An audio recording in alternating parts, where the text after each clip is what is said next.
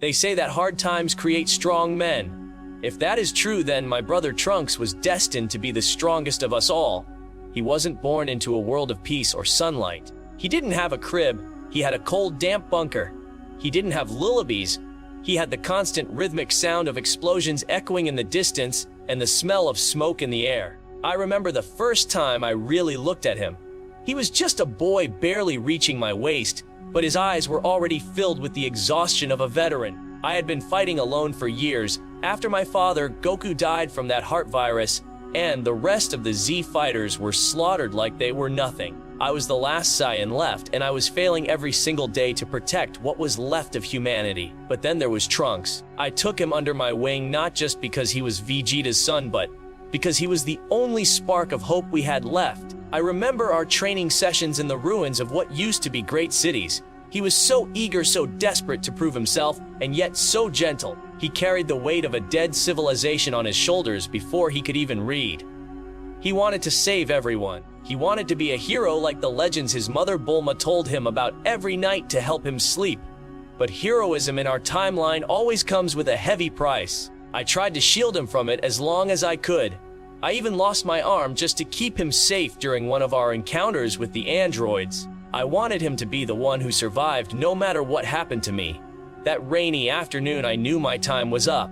I saw the androids coming and I knew I couldn't beat them both with one arm. I knocked him unconscious so he wouldn't follow me to my death. I wanted his memory of me to be a living teacher, not a fallen corpse. I remember watching from the other world as he found me. I hate that he had to see me like that, lying face down in the mud of a city that had already lost its soul. But that agony was the key. His screams tore through the storm, and for the first time his hair turned gold. He finally became a Super Saiyan.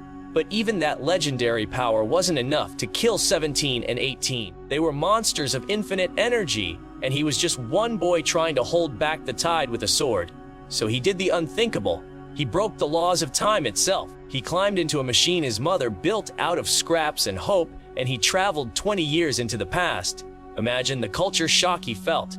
A boy raised in a graveyard, suddenly standing in a world where the sun actually felt warm, where the cities were standing, and where his family was still alive. The first thing he did was erase Frieza from existence. It was a message to the past that the era of monsters was over. But then came the hard part. He had to meet Vegeta. He didn't find the kingly hero he had imagined. He found a man consumed by bitter pride, a cold heart, and a selfish obsession with power. Yet Trunks never wavered.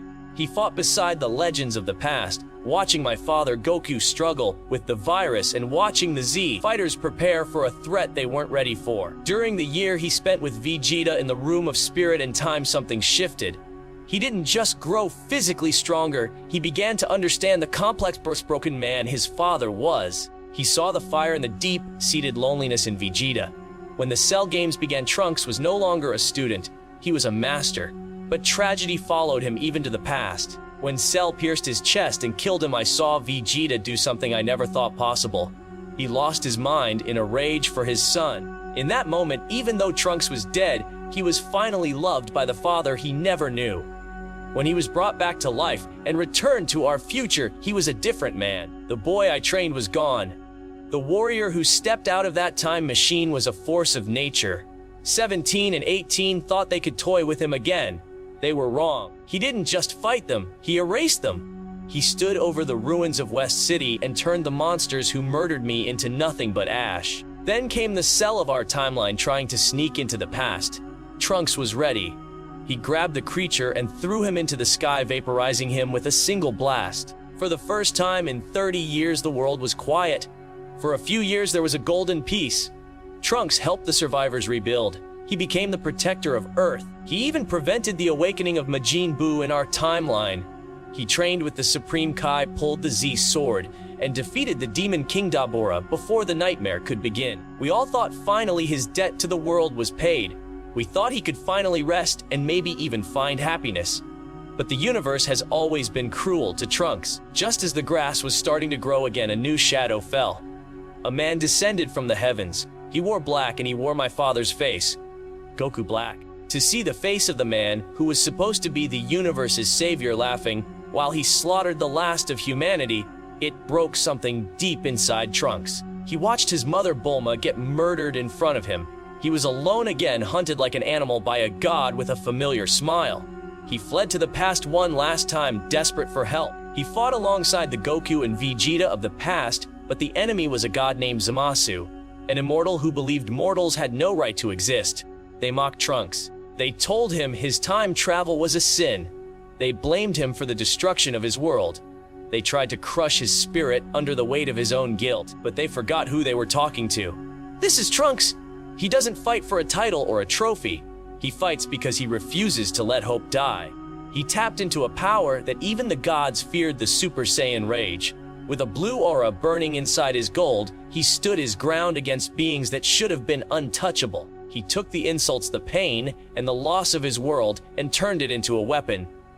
In the final hour when the world was literally falling apart, it came down to him. It always comes down to him. He didn't have the immortality of a god or the raw power of a fusion. What he had was the collective will of every human being still breathing. He gathered their energy, their hopes, their tears, their prayers, and he forged it into a blade of pure light.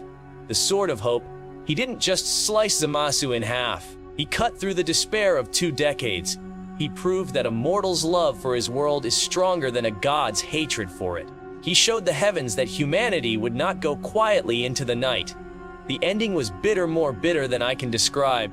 Our entire timeline was erased by the King of All to stop Zamasu's corruption from spreading. The world I died for, the world Trunks bled for, it vanished into the white void. He couldn't save the planet, but he saved the souls on it. He and Mai found a new home in a different timeline, a place where they could finally live without the constant shadow of a sword over their heads.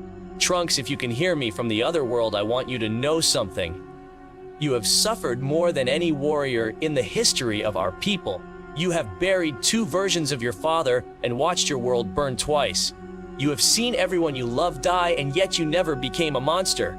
You never gave up. You stayed kind in a world that was anything but.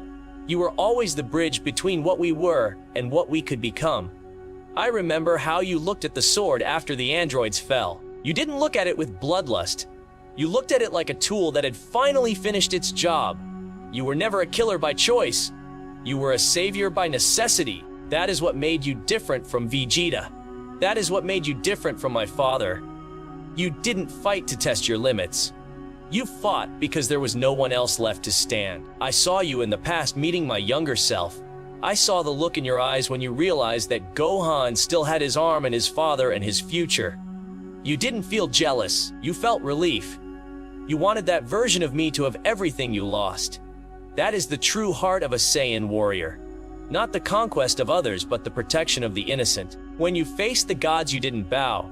When Zamasu told you that you were a sinner for changing time, you stood tall. You told him that if saving lives was a sin, then you would gladly be a sinner. That was the moment I knew you had surpassed us all. Not just in power levels or transformations, but in spirit. You stood against the divine and told it that it was wrong. Now you are in a new world. A world that doesn't know the name of the androids or the terror of Goku Black. I hope you find a way to let the warrior rest. I hope you find a way to be just Trunks. Not the last hope, not the time traveler, just a man who can wake up and see the sun without wondering if it will be the last time. You brought the sun back to a dark universe. Go now and live for yourself. Put the sword down for a while.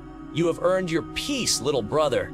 The future is finally yours, and I will be watching over you, proud of the man you became. You are the true hero of time. You are the legacy of the fallen and the light of the new dawn.